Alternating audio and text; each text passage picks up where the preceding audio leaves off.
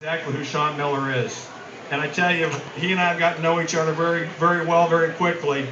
And I couldn't think of anybody better to be leading our men's basketball program back to national prominence than your head men's basketball coach, Sean Miller.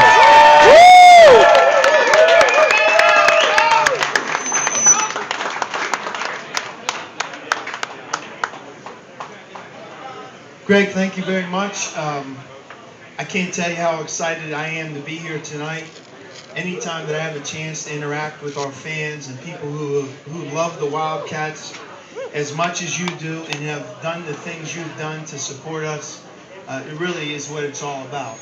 And every time I talk to one of you, it seems like you tell me that you're in McHale cheering for us and season ticket holders. And thank you for your undying support, and nothing, just so you know, drives me more when I wake up in the morning than to make you proud once again to cheer on one of the great programs in college basketball, the University of Arizona.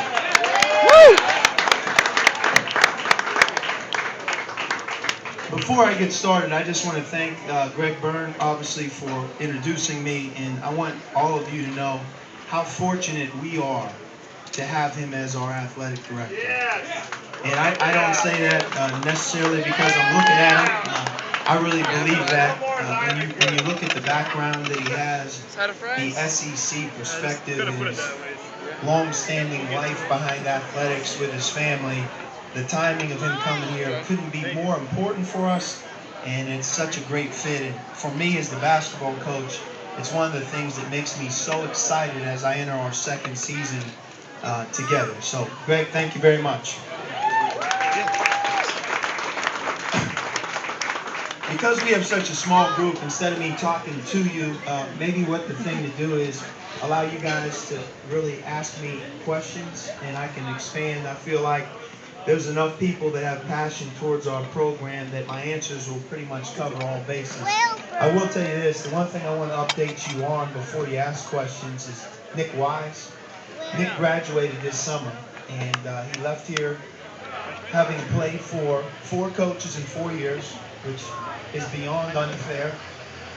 But he left in his senior year, really being the bridge from the past to the future. He was a first-team All-Pac-10 player.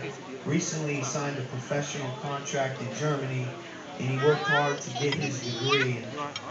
And if there's one thing that I'm proud of as a coach, that every senior that I've ever coached was left with the degree in hand, and that's a big part of success. So, without me talking any further, how about the questions that are on your mind towards our program? I'll be happy to answer any and all. I know what you like, Daddy. Here, Daddy. That's what You gotta have like. a couple here. Did the big guy play as well in the European Junior Nationals as we've heard on the in the press on CNN? Christoph?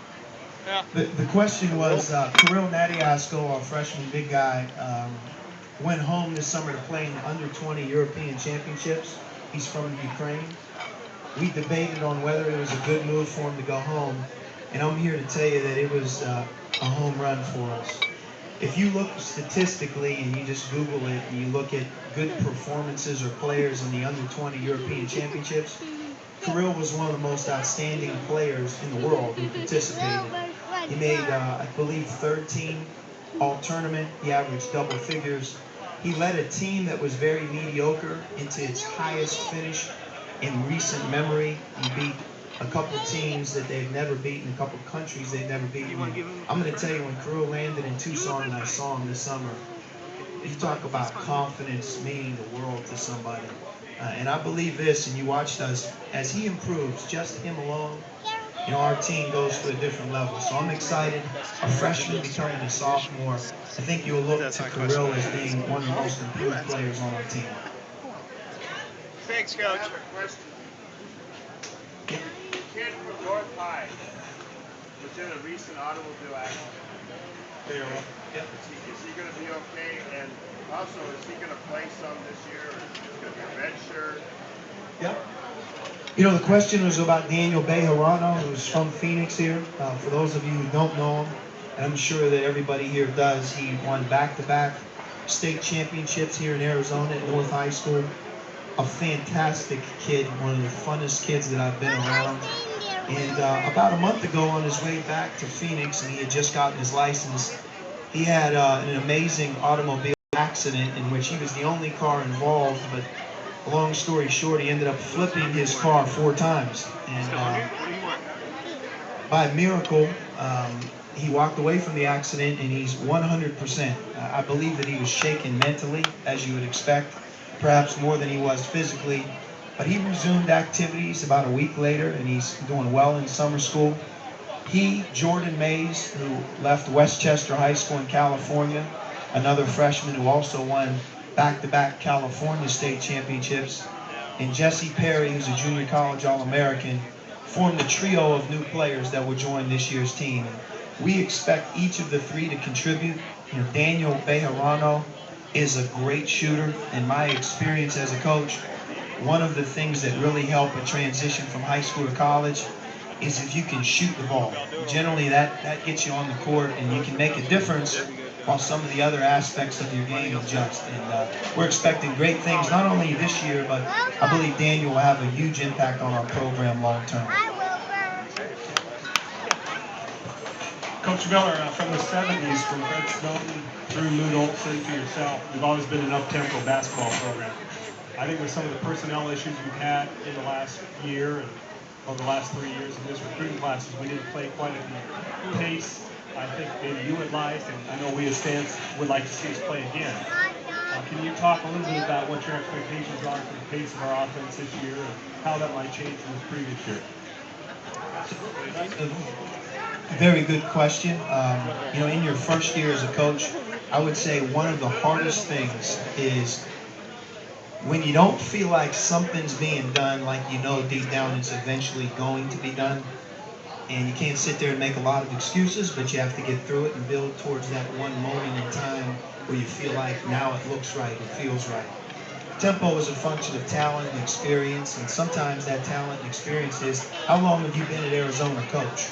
You know, as you go through 4 coaches in 4 years, some of that going from freshman to sophomore, sophomore to junior is lost. I think you'll see that our pace will continue to develop. And to put that in perspective, this past year we were the 3rd highest scoring team in the Pac-10.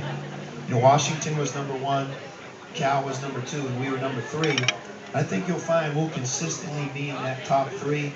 And I'll also tell you that I'm more worried about our defense than I am our offense, because I think any basketball fan knows those teams that are there in March are generally the teams that do both, but in particular can consistently defend different styles and players and teams. Our man-to-man defense is going to be something that in the future all of you will be very proud to talk about. It's going to be the cornerstone of what we do.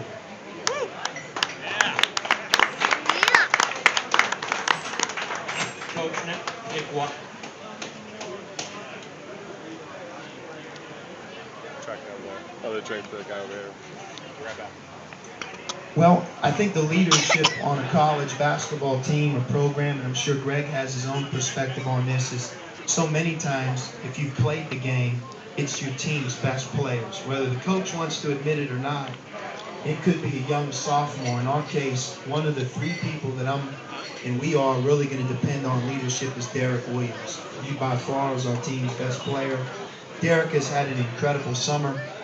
For those of you who didn't know, Derrick's number in jersey by Arizona standards will be retired already because he was a first-team freshman All-American.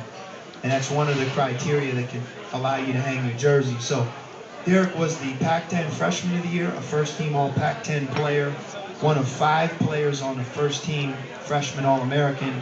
The other 4 are in the NBA.